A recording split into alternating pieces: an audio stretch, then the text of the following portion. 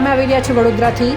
વડોદરા શહેરમાં વાવાઝોડા સાથે ભારે વરસાદ। પાણીગેટ જૂનીગઢી વિસ્તારમાં વરસાદને પગલે શહેરના હાદસમાં પાણીગેટ જૂનીગઢી વિસ્તારમાં તોતિંગ વૃક્ષ ધરાશાયી થતા વાહન ચાલકો તેમજ રાહદારીઓ રસ્તો બંધ થવાને કારણે અટવાયા હતા।